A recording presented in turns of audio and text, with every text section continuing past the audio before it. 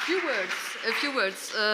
So Stella hat für ihren kompromisslosen Einsatz für die Meinungsfreiheit im Jahr 2020 den PEN International Award for Freedom of Expression bekommen.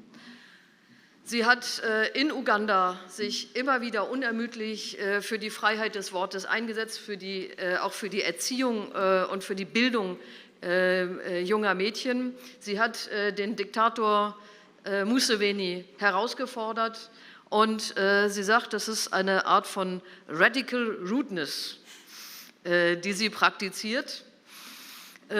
Dafür ist sie mehrmals im Gefängnis gewesen. Sie musste auch nach Kenia zwischenzeitlich flüchten und wir freuen uns, dass sie jetzt hier ist und sie wird ihr Gedicht auf Englisch lesen. Ich denke mal, Sie können das auch alles verstehen, weil so wie sie spricht und liest, können wir das eigentlich auch gar nicht übersetzen. Das ist etwas ganz Besonderes und ich wünsche Ihnen jetzt einen sehr spannenden Abend und eine spannende Lesung. Dankeschön. Right.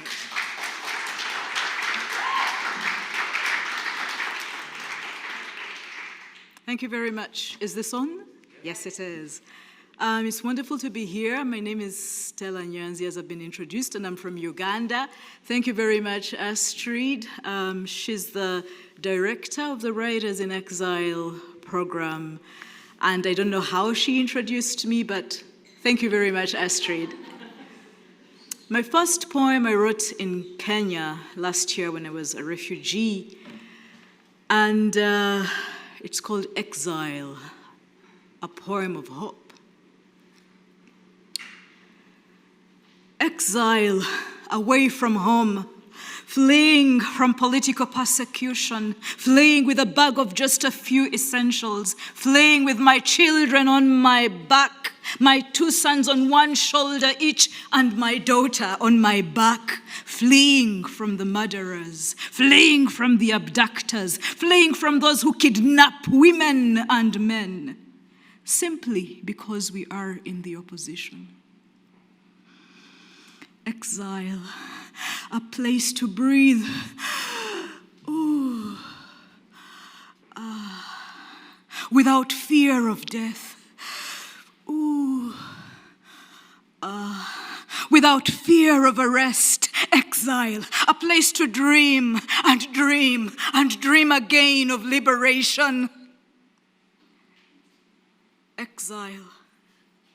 A place to tell my daughter stories of when we were home. Remember Baraka when we were home. Remember Waswa and Kato when we were home. Exile, a place to think about the dictators who forced me to flee away just as my mother and my father fled away when I was a child, a young child. Exile. Hey, exile. They call me an exilee. They call me an asylum seeker. They call me someone who fled, waiting. She's there, waiting for refugee status determination. They call me a person who ran away from home. They didn't say run away from home. No. They said she fled from home. And yes, I fled to exile. Exile in Kenya, exile from Uganda to Kenya, exile in Africa, an African in Africa. Is that exile? Is exile about Africans in Africa? Exile, dreaming of home, thinking of home, wishing to be home. The taste of matoke on my lips would be so good, but it's a taste I am learning to forget too soon. Exile. But exile will not be forever. No, exile is not forever. Exile is not surrender. Exile is just retreat to strategize, to re-strategize, to tell my child, I gave you the opportunity to start afresh, to tell my daughter, now you can go to college. You want to go to London School of Economics, child? You will go to London School of Economics. To tell my son, You will have a mother every day overseeing your homework and teaching you those chess moves. You play chess so well, but you don't play as well as you would have played if you were playing against your mother every night. And to tell my other son, hey son, exile is a moment for you not to wait at night. Has mama come home? Will mama come home? Have the police taken mama away?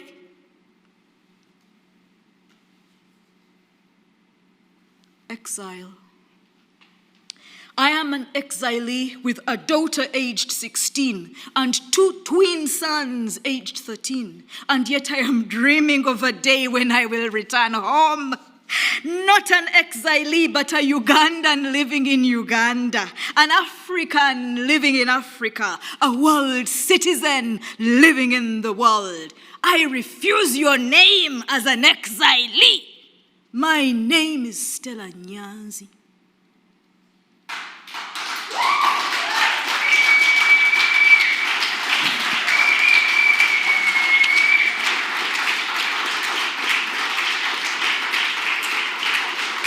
Right, so thank you very much. If you saw me reading, I was pointing in that direction, and in that direction is my daughter. It is her birthday month this month, and she came to see what I do. Yes, that is Baraka, who is trying out her photography skills. Thank you very much, Augusta, for allowing me to come and allowing my daughter to attend. And I also came with a friend from South Africa who is called Zetu. Hi, Zetu. Right, when we talk about Writers in Exile and the Writers in Exile program, very many people think about exilees as men, exilees as people without children. As I say to you, I am a writer in exile. And I wrote a poem recently called A Writer with Children in Exile, because people think I'm mad to walk around with 3 children in exile. A writer with children in exile. Before boarding the Egyptian plane, flying me on metallic wings to freedom, I resolved any sane mother's bane. I snatched my children from the dictator's venom amidst loud accusations that I am insane. They said I am insane because I rescued my children in ways too strange to fathom. For me, there is no freedom. There is no freedom without my children. And so I came to exile carrying my 3 children. The allure of freedom could not beguile. Without my children, I would be sullen. What is a lioness yearning for her toothless cubs? What is freedom when motherhood's shame stabs? What would freedom taste like if I was haunted by constant fearful longing, fearing for my sons, fearing my sons were serving the tyrants, fearing my sons made my jailer's nieces pregnant, fearing my daughter was falling for oppressors, fearing my daughter was joining the repressors, fearing the kidnap and dismemberment of my children, fearing their body parts would be used for my exchange, fearing the coming accusation look in my children's adults' eyes, fearing that my children would be adults not raised by me, fearing to fail totally as a mother as time in exile flies. What is my freedom without my children's freedom? And so I packed my 3 dependent children first before packing myself into the plane to exile. I resolved that their safety is my priority first. Alas, my people, I am the crazy writer with children in exile.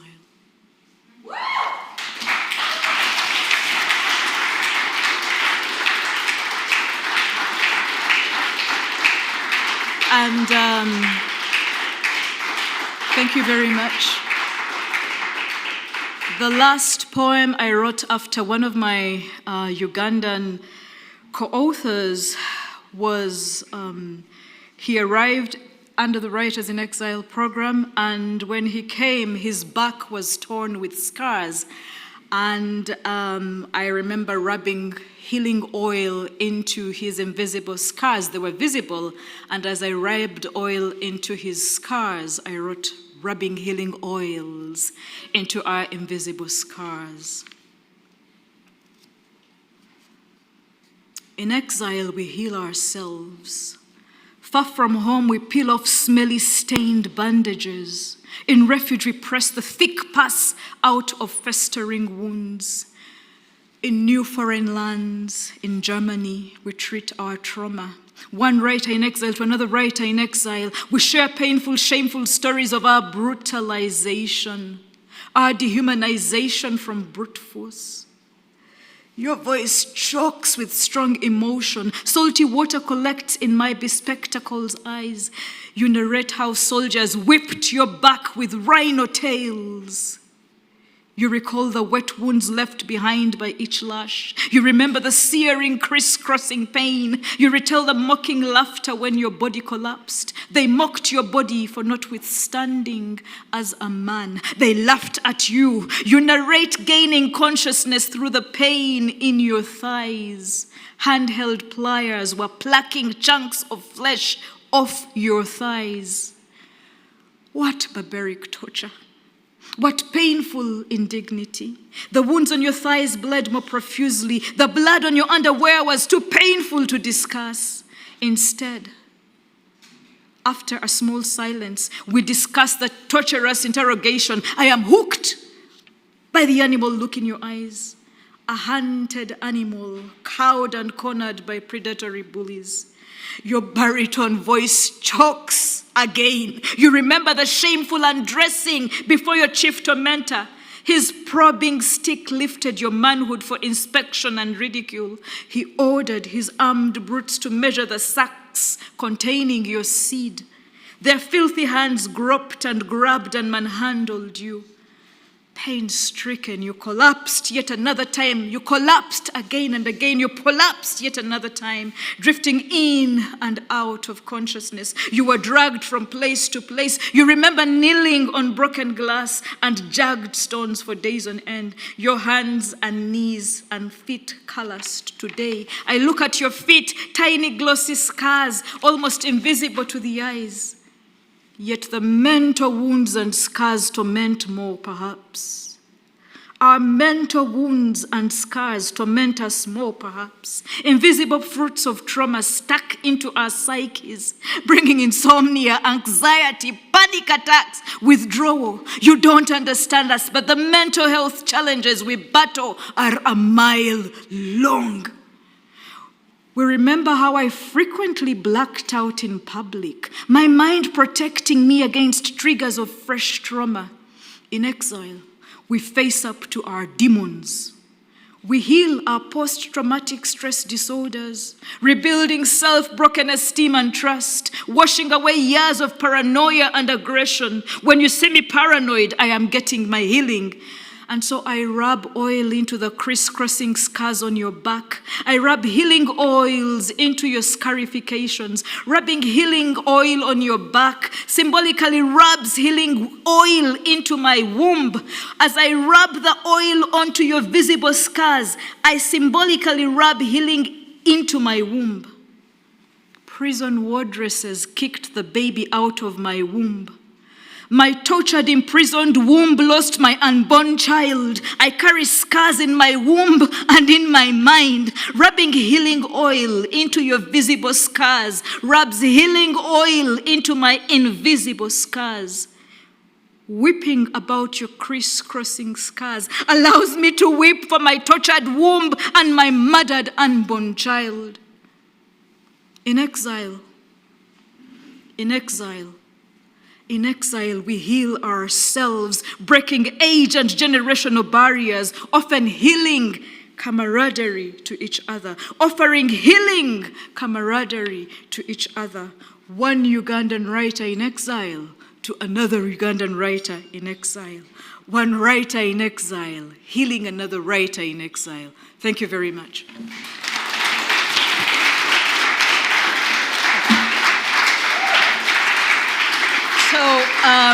just to say very quickly that these books are at the back and they are available. Yeah.